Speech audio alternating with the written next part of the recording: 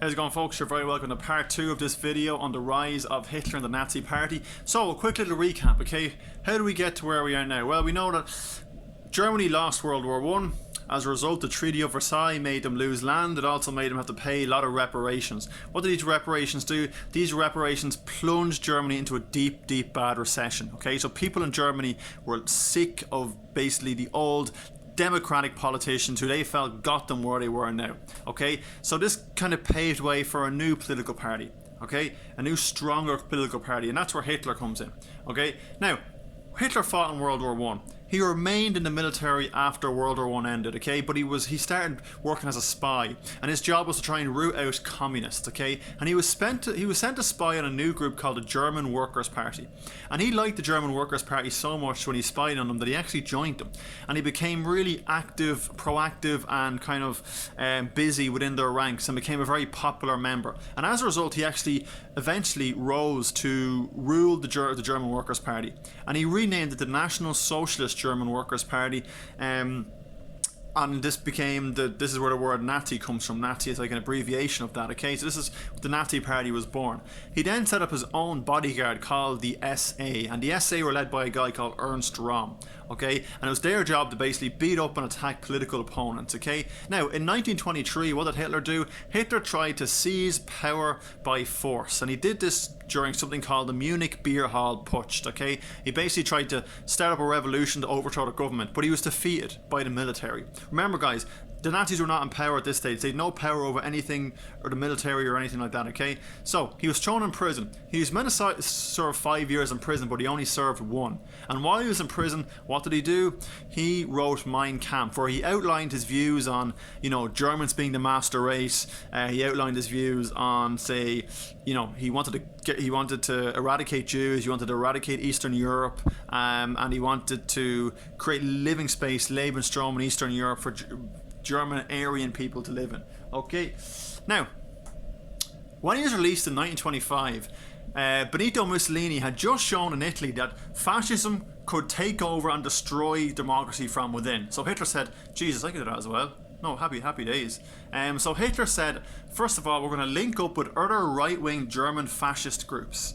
Okay, so, you know, Hitler believed, you know, teamwork, strength in numbers here. Okay, so he recruited other right-wing politicians into the Nazi Party. Okay, he then set up the SS to act as his bodyguard, and they were led by a guy called Heinrich Himmler.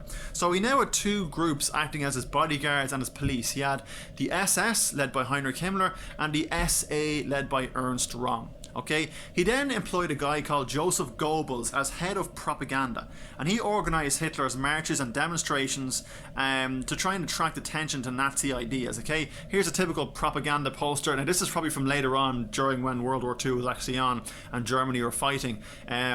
Du bist Front, which basically means you are the front, and that's referring to the front as in the frontline factory workers who are making weapons. Okay, making weapons for who? For these guys, the German soldiers on the front line. Okay, now there was an election then in 1928 which the Nazis were going to run for, and they did, but they only won 12 seats out of 608 due to the improved economic situation. So people kind of said, oh sure, the economy's starting to improve, it's starting to pick up again, we don't need this new mad Nazi party or whatever, we'll stick to our old politicians, okay? So Hitler said he'd try something new. So a year later in 1929, Hitler gained nationwide publicity for his nationwide campaign against the Young Plan. And the Young Plan was the part of the Treaty of Versailles that basically made Germany pay reparations, okay? So guys, the reason why the German economy was so bad was because they had to pay these reparations, okay? They had to pay for the damage of the First World War.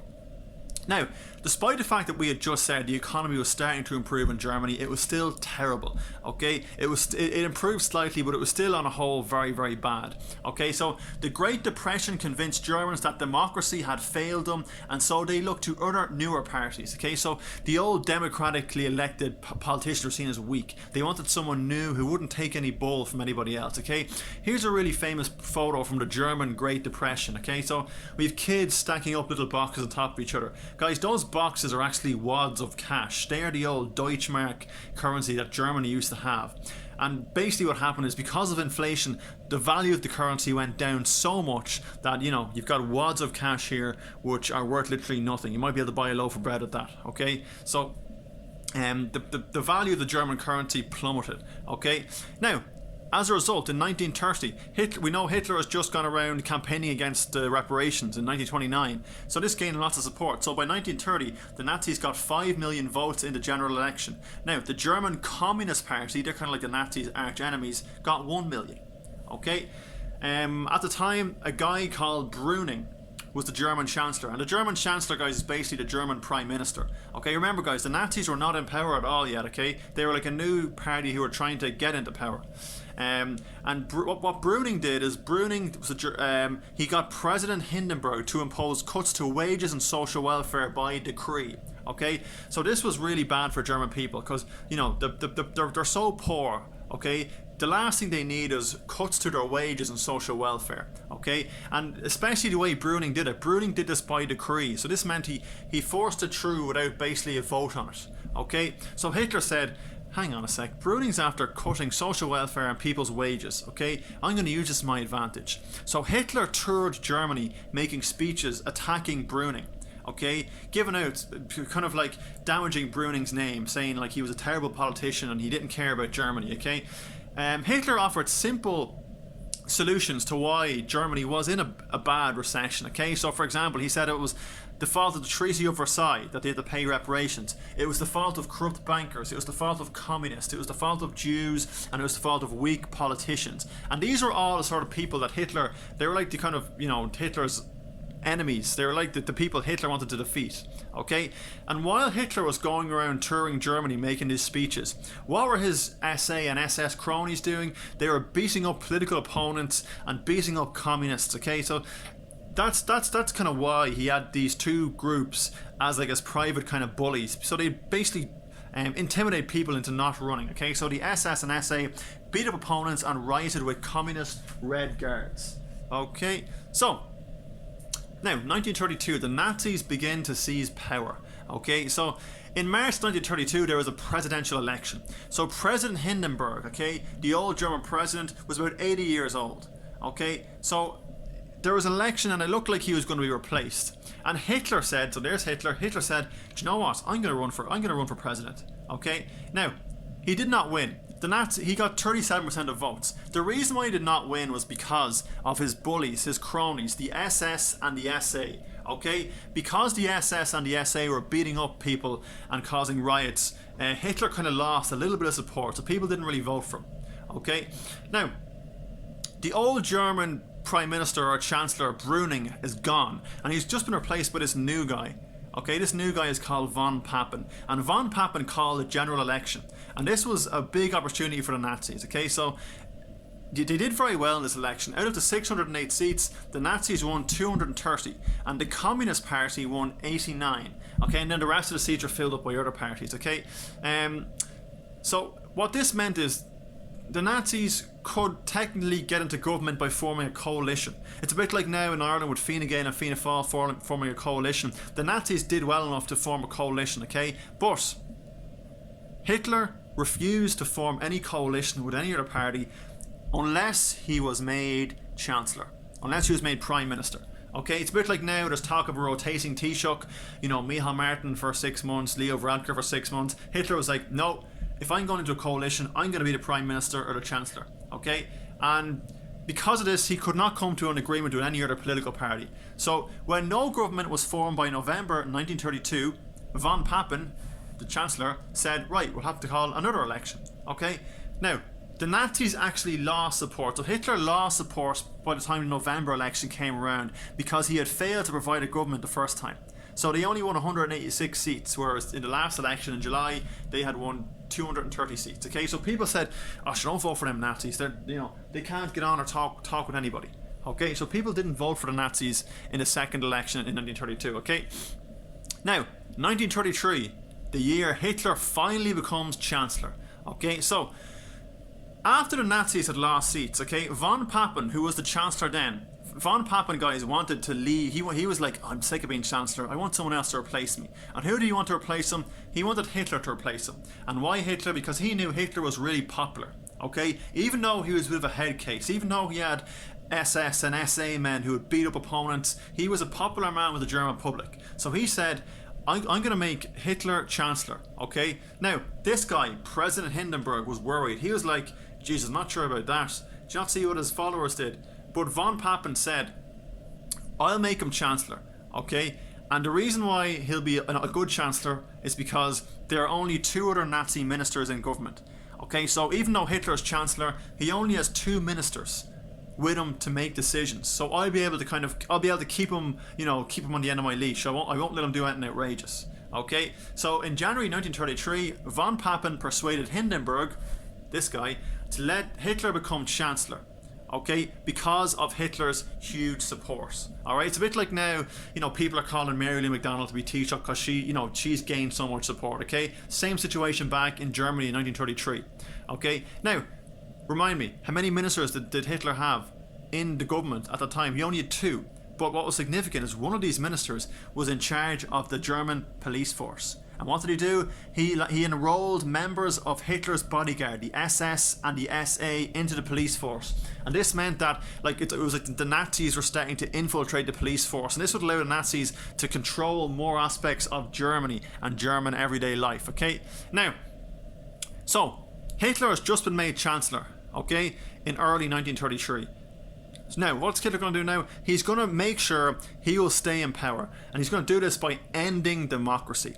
So ending the right to a democratic election, okay? Now, what he did is Hitler called for another election in March 1933. Now, remember guys, the SA and the SS were now in the German police force, okay? So it meant that they were now free to attack communist and socialist opponents, okay? So by April 1933, there was an election. Hitler was in power, but he only had 2 ministers in power with him. So what did he do? He used the SA and the SS and the German police to basically beat up any other political opponents. And what this meant is no one ran in the election except Nazis. Everyone was too afraid to run in the election. So as a result, the Nazis won a landslide victory. Okay, now, what else did he do? Okay, on 27th of February 1933, the Reichstag building, which was home to the German parliament, was burnt down and communists were blamed for the fire. Okay, so the German parliament building was burnt down, and basically what happened was there was a Dutch communist guy hanging around at the time. So Hitler was like, yep, it was him, it was that Dutch communist guy. So what did he do? He basically banned the Communist Party in Germany, and that was his biggest rival party, and he banned them because of this. And people supported that ban because they said, sure, look, the communists burnt down the parliament building, they're obviously no good.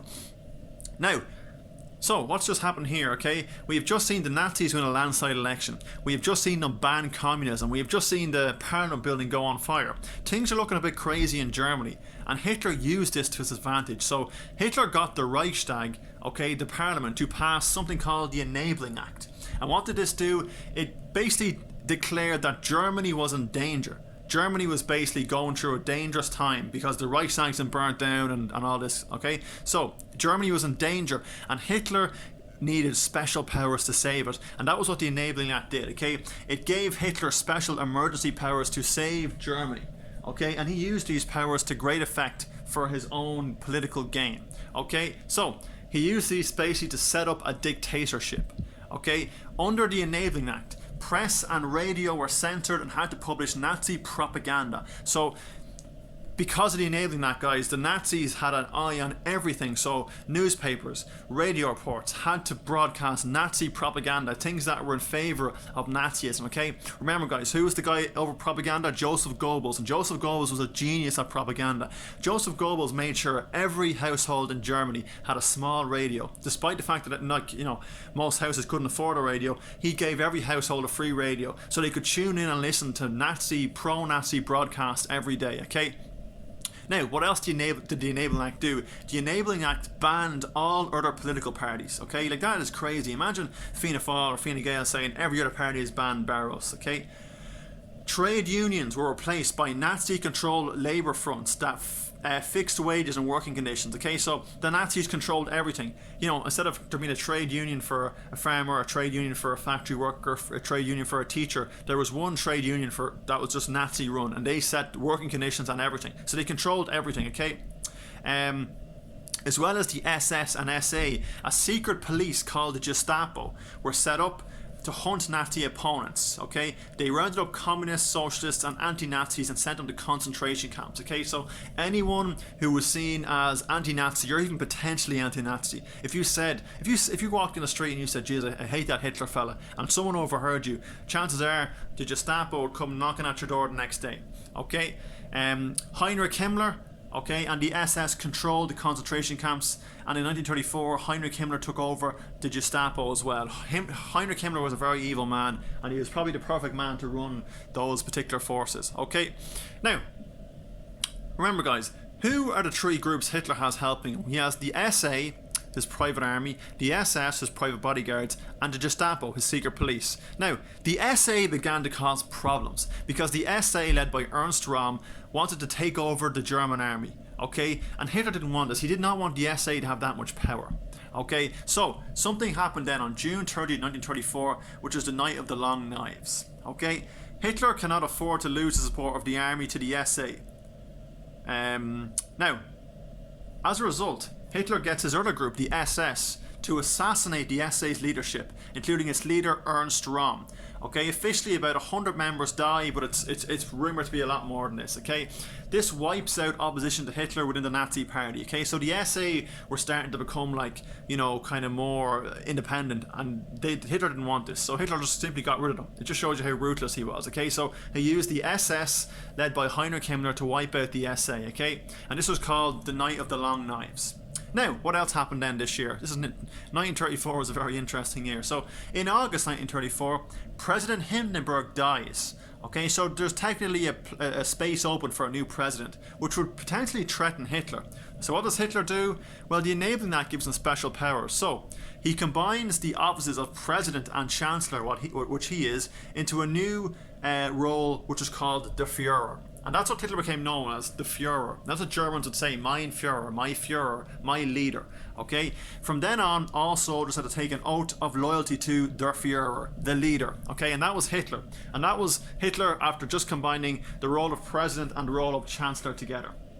Okay? Now, what was life like in the Nazi state? Okay?